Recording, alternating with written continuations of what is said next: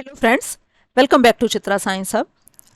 आज हम स्टडी करेंगे आपका कि ऑर्डर और मॉलिक्यूलरिटी क्या है हमारे रिएक्शन के और दोनों में हमारा क्या अंतर है। ऑर्डर को हम ऑलरेडी प्रीवियस वीडियो में डिटेल में डिस्कस कर चुके हैं कि ऑर्डर क्या होता है। ऑर्डर हमारा पावर्स का सम है। कौन सी power? To which the molar concentration terms are raised in the rate law expression. जैसे कि सपोज करो हमने ये A प्लस बी प्रोडक्ट में चेंज हुआ है, एक्स मोल इसके वाई मोल इसके मिलके हमारा क्या बना है? प्रोडक्ट। तो रेट के रिएक्शन का कैसे लिखा जाएगा? के इंटू ए की पावर एक्स और बी की पावर वाई। और तो ऑर्डर क्या रिएक्शन का हो जाएगा? X plus y. ये हमारा रिएक्शन का ऑर्डर हो जाएगा। अब यदि हम मॉलिक्यूलरिटी की बात करने लगे तो मॉलिक्यूलरिटी क्या है कि आपका किसी रिएक्शन के पर्टिकुलर स्टेप में कितने मॉलिक्यूल ने पार्टिसिपेट किया, कितने मॉलिक्यूल इन्वॉल्व हुए, कितने मॉलिक्यूल्स रिएक्टेंट के मॉलिक्यूल ने मिलके हमारा प्रोडक्ट फॉर्मेशन किया, वो है हमारी मॉलिक्यूलरिटी। तो अभी आपका एक रिएक्टेंट इन्वॉल्व होगा तो मॉलिक्यूलरिटी 1 हो जाएगी, 2 रिएक्टेंट इन्वॉल्व होंगे तो मॉलिक्यूलरिटी 2 हो जाएगी, 3 रिएक्टेंट इन्वॉल्व होंगे तो मॉलिक्यूलरिटी 3 हो जाएगी। उसी के बेसिस पे हमारा रिएक्शन को हमने कहा यूनिमॉलिक्यूलर, बायमॉलिक्यूलर और ट्राइमॉलिक्यूलर। ये हमारे एग्जाम्पल हैं। जैसे PCl5 का डिसोसिएशन हो PCl3 और Cl2 में, ये यूनिमॉलिक्यूलर है। 2HI का डिसोसिएशन हो H2 और I2 में, ये बायमॉलिक्यूलर है चूंकि 2HI के मॉलिक्यूल इन्वॉल्व हो गए। 2SO2 प्लस 2O2 हमारे मिलकर 2SO3 बनाया, ये हमारा ट्राइमॉलिक्यूलर हो गया क्योंकि 2 SO2 के मॉलिक्यूल हो गए, एक O2 का मॉलिक्यूल हो गया। तो ये है हमारी मॉलिक्यूलरिटी के कितने मॉलिक्यूल उसके अंदर इन्वॉल्व हुए। अब हम देख लेते हैं कि दोनों में क्या अंतर है।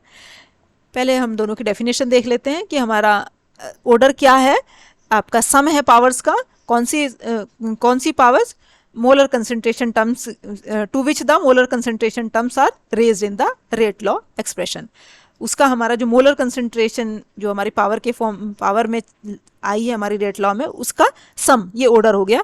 मॉलिक्यूलरिटी क्या हो गई कि कितने रिएक्टिंग मॉलिक्यूल्स ने रिएक्शन में पार्टिसिपेट किया, मतलब कितने मॉलिक्यूल ने रिएक्ट करके आपका प्रोडक्ट फॉर्मेशन किया। ऑर्डर जो है हमारा वो होल नंबर भी हो सकता है, जीरो भी हो सकता है, फ्रैक्शनल भी हो सकता है, पॉजिटिव नेगेटिव कुछ भी हो सकता है। लेकिन मॉलिक्यूलरिटी क्या है? हमेशा होल नंबर होती है। जीरो, चूंकि जीरो रिएक्टेंट हमारे आपके किसी रिएक्शन में रिएक्ट नहीं कर सकते, तो ना तो फ्रैक्शन में होती है ना हमारा क्या है जीरो होती, होल नंबर में होती है 1 2 3 इस तरह से। It is experimentally determined, it is a theoretical concept. ये एक्सपेरिमेंटली डिटरमाइन करते हैं, ये एक थ्योरेटिकल कंसेप्ट है। It is meant for the reaction and not for it individual step. Order कभी इंडिविजुअल स्टेप का नहीं होता, पूरे रिएक्शन का एज ए होल होता है। दूसरी तरफ मॉलिक्यूलरिटी हर स्टेप की इंडिविजुअल अलग होती है, रिएक्शन पूरे रिएक्शन के लिए मीनिंगलेस होती है। एक सिंगल स्टेप में यदि कोई रिएक्शन स्टेप्स में हो रहा है तो हम पहले स्टेप में देखेंगे उसकी मॉलिक्यूलरिटी क्या है, मतलब कितने मॉलिक्यूल्स ने रिएक्ट किया उस इंडिविजुअल स्टेप में। तो ये हमारी हर स्टेप के लिए अलग होती है यदि रिएक्शन हमारा कॉम्प्लेक्स रिएक्शन हो तो। Order of reaction can change with condition such as pressure, temperature, concentration. यदि हमारा कंडीशन डिपेंडेंट है, क्या प्रेशर है, क्या टेम्परेचर है, क्या कंसेंट्रेशन है। दूसरी तरफ मॉलिक्यूलरिटी इंडिपेंडेंट है, उसकी आपका वो हमेशा एक जैसी रहती है। रिएक्शन 25 डिग्री सेंटीग्रेड पे हो तब भी वो सेम रहेगी, 35 पे हो तब भी सेम होगी। तो मॉलिक्यूलरिटी इनवेरिएंट है किसी केमिकल रिएक्शन के लिए, जो हमारी इन फैक्टर्स पे डिपेंड नहीं करती कि क्या प्रेशर है, क्या टेम्परेचर है और क्या उसकी कंसेंट्रेशन है। ये था हमारा आज का टॉपिक। Thank you.